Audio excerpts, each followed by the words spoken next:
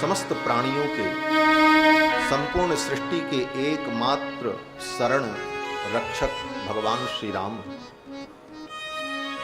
शरण माने रक्षक, और किसी की शरण में हम जाएंगे तो कहीं हमारी रक्षा नहीं होगी। राम जी की शरण में ही जीव की रक्षा होगी, क्योंकि एकमात्र शरणागत वत्सल भगवान श्री राम है।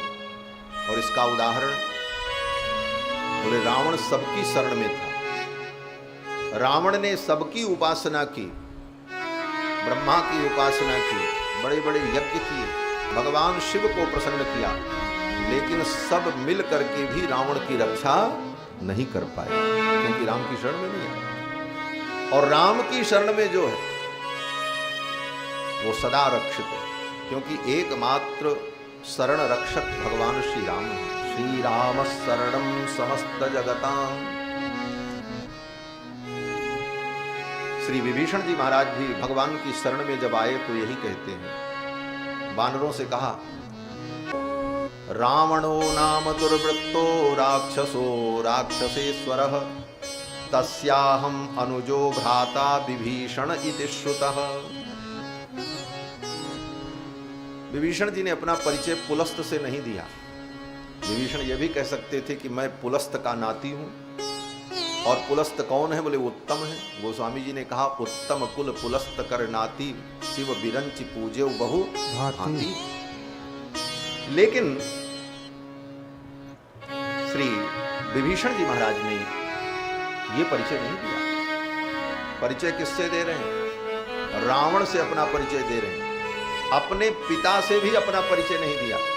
इनके पिता विश्वस्त्रवा, और तो और अपने भाई कुबेर से भी परिचय नहीं दिया।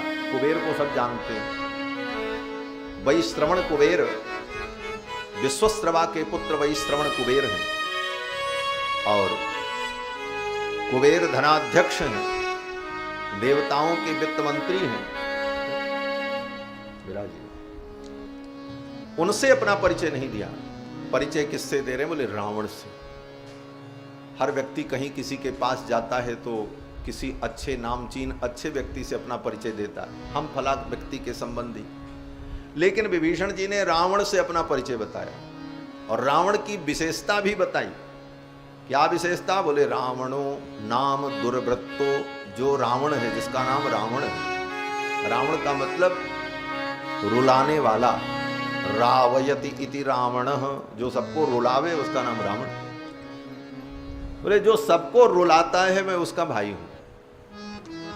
और रावण की विशेषता क्या है? बोले रावणो नाम दुर्वृत्तो, जो दुर्वृत्त है, दुराचारी है, मैं उसका भाई हूं। रावणो नाम दुर्वृत्तो राक्षसो राक्षसेश्वरः, जो राक्षस है मैं उसका भाई हूं। और राक्षस ही नहीं, राक्षसों का राजा है, मैं उसका भाई हूं। छोटा मोटा राक्षस भी नहीं, बहुत बड़ा राक्षसों का राजा। ये कहने का तात्पर्य क्या है? ले कहने का तात्पर्य है विभीषण जी का कि मैं अत्यंत दीन हूं। भगवान की भक्ति का आधार, भगवान की भक्ति के प्रासाद की नींव क्या है? बोले दीनता। जितना हम दीनता का अनुसंधान करेंगे उतनी ही हमारी भक्ति पुष्ट होगी।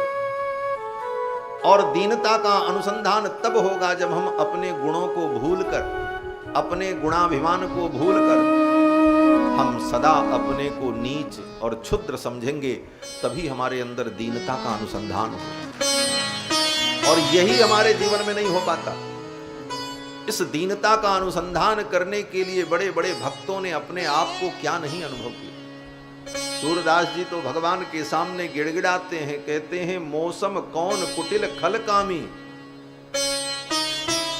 जेहि तन दियो ताहि बिसरायो, ऐसो नमक हरामी, मौसम कौन कुटिल खल। एक हिंदी के किसी विद्वान ने कहा, महाराज सूरदास जी तो बड़े खराब थे।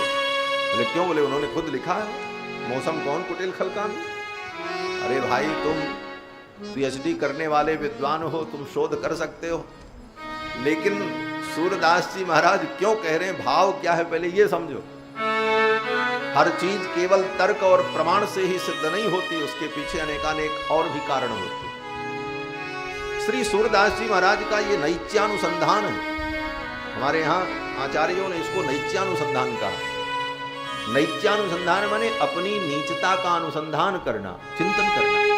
हम बड़े दीन हैं, नीच कितना किया हमारा। मौसम कौन कुटिल खलकामी, जहि तन दियो ताहि बिसरायो, ऐसो नमक हराम। गोस्वामी जी महाराज भी कहते मौसम दीन न दीन हित तुम समान। हमारे आचार्यों ने तो दीनता का इतना अनुसंधान किया। श्री यामुनाचार्य स्वामी जी महाराज जो रामानुजाचार्य के परमाचार्य, श्री संप्रदाय में उन्हीं को मध्य आचार्य के रूप में स्वीकार किया गया। हर संप्रदाय में उस संप्रदाय के प्रवर्तक आचार्य को गुरु परंपरा के मध्य में स्वीकार करते हैं। भगवान शंकराचार्य के यहाँ भी गुरु परंपरा का अनुसंधान करते हैं तो कहते हैं नारायण समारंभाम शंकराचार्य मध्यमाम। श्री संप्रदाय की रामोपासना की धारा में आचार्य का चिंतन करते हैं तो कहते हैं सीतानाथ समारंभाम रामानंदार्य मध्यमाम। लेकिन श्री रामानुज संप्रदाय में लक्ष्मीनाथ समारंभाम कहते तो हैं, लेकिन रामानुजार्य मध्यमाम नहीं कहते। लक्ष्मीनाथ समारंभाम नाथ यामुन मध्यमाम।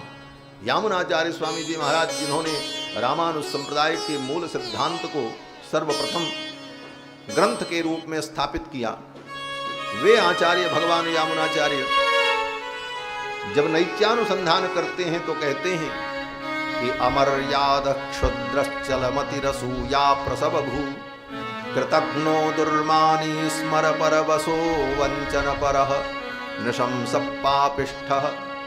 क्या नहीं कहा हमारा अमर्यादः, कहते मैं तो अमर्यादित हूँ, मेरे अंदर मर्यादा नहीं। क्षुद्रः, मैं क्षुद्र हूँ। चलमति रसूया प्रसव भू, चलमती हूँ, मेरी मति चलायमान रहती। असूया प्रसव भू, असूया माने निंदा की उत्पत्ति जहां से होती है वो मैं हूं, निंदा की उत्पत्ति का मूल हूं। कृतघ्नो दुर्मानी, मैं कृतघ्न हूं, दुर्मानी हूं। स्मर परवशो, काम के परवश हूं। वंचन परह, मैं वंचक हूं, ठग हूं। इस प्रकार से नैत्यानुसंधान आचार्यों ने किया है। ये नैत्यानुसंधान ही भक्ति के प्रासाद की नींव है।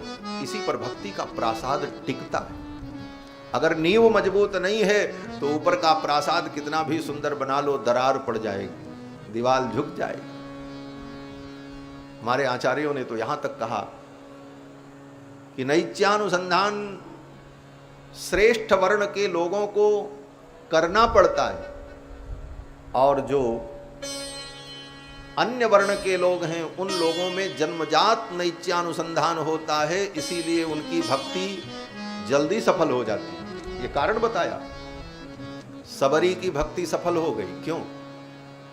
केवट की भक्ति सफल हो गई, क्यों?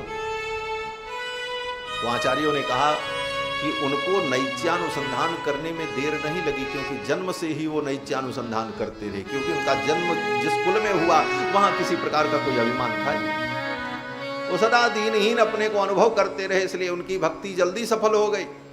और श्रेष्ठ कुल में उत्पन्न होने के बाद, ज्ञान विज्ञान संपन्न होने के बाद नैत्यानुसंधान करने में बहुत समय लग जाता हमारा। पहले तो अभिमान मिटाओ, उच्च कुल में जन्म हुआ ये अभिमान छूटे, हम बड़े योग्य हैं इसका अभिमान छूटे।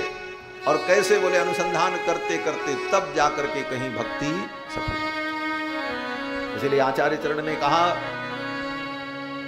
तेषु नैत्यानुसंधानम जन्म सिद्धम। उन सबरी केवट बानरादि में नैत्यानुसंधान जन्म सिद्ध था। और हमारे यहाँ बोले हमको आपको नैत्यानुसंधान करना पड़ता है, इसीलिए विलंब होता है। भक्ति की सिद्धि में इसीलिए विलंब है। तो श्री विभीषण जी महाराज नैत्यानुसंधान कर रहे हैं कि मैं इतना नीच हूं, और भगवान की शरण में आए और कहते हैं सर्वलोक शरण्याय राघवाय महात्मने। तो भगवान श्री राम ही सर्वलोक शरण्य है। श्री राम शरणम समस्त जगताम। रामम बिना का गति, राम के बिना कोई गति ही नहीं। राम जी को छोड़ करके कहीं जाओगे तो दुर्गति ही होगी, गति तो होनी नहीं। रामम बिना का गति। विद्वान लोग इसका कितना भी अर्थ कर लें, गति के कितने अर्थ हो सकते हैं। गत्यर्थक धातुओं के 4 अर्थ होते हैं, गति ज्ञान, गति गमन, गति प्राप्ति, गति मोक्ष, वो सब अर्थ घटित हो जाएगा इस पंक्ति में। रामम बिना का गति, रामेण प्रतिहन्यते कलिमलम, रामेण प्रतिहन्यते कलिमलम। कलि का जो मल है, अज्ञान, पाप, ये दूर कैसे होगा? तो कहते हैं रामेण प्रतिहन्यते, भगवान श्री राम के द्वारा, उनकी कृपा के द्वारा ही हमारे जीवन के दोष और पाप समाप्त होंगे। हम अपने साधनों से नहीं समाप्त कर सकते।